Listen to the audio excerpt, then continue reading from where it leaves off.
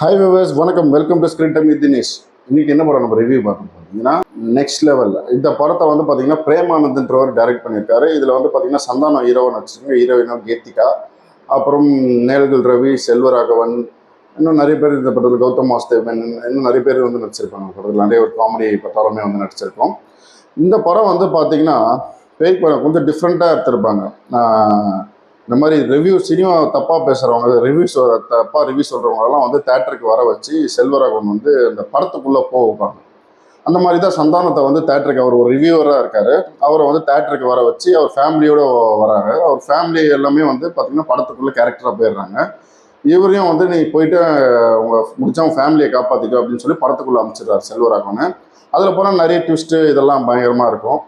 இவர் உள்ளே போயிட்டு எல்லா கேரக்டர்கிட்டே வந்து சொல்லி புரிய வைப்பார், நீங்கள் எல்லாம் படத்துக்குள்ளே இருக்கிறீங்கன்னு. இவர் சந்தானம் யாருன்னே அடையாளம் தெரியல, அவங்க ஃபேமிலிக்கு வந்து யாருமே வந்து சந்தானத்தை அடையாளம் தெரியல. எல்லாம் ஒரு டிஃப்ரெண்ட்டான ரோல் கேரக்டராக இருக்கிறாங்க.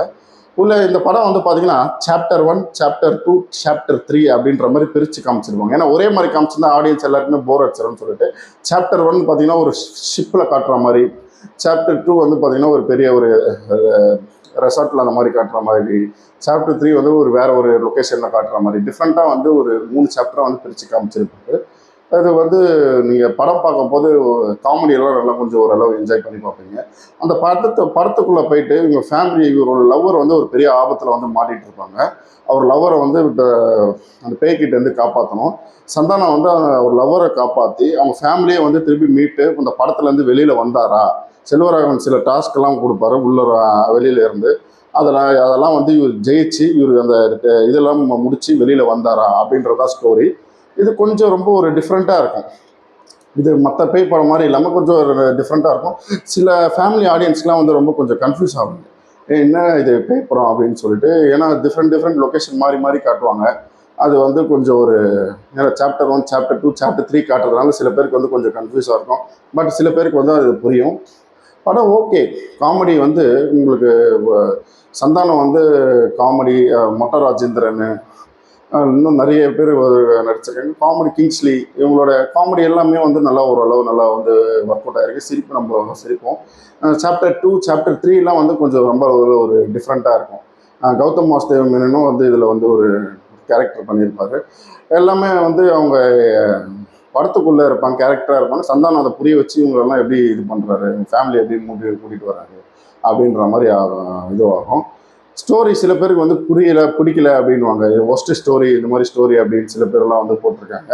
பட் ஆனால் பேய் படம்னு நீங்கள் போயிட்டீங்கனாலே சில லாஜிக்ஸ்லாம் பார்க்கக்கூடாது. நிறைய பேய் படம்னு போட்டிங்கன்னா இப்போ அரண்மனைன்ற ஒரு படம்லாம் வந்து எடுத்து சும்மா ஒரு செட்டப் போட்டுட்டு, ஒரு பங்களா செட்டப் போட்டுட்டு தண்ணியிலேருந்து வருது, அந்த மாதிரி வெளியிலேருந்து வருது அப்படின்னும் போது அதை போய் என்ஜாய் பண்ணிட்டு வரீங்க ஆடியன்ஸு.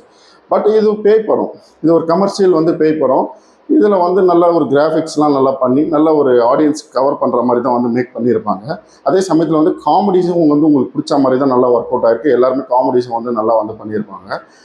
நேல்கள் ரவி அவரோட ஆக்டிங்கும் வந்து நல்லா சூப்பராக இருக்கும்.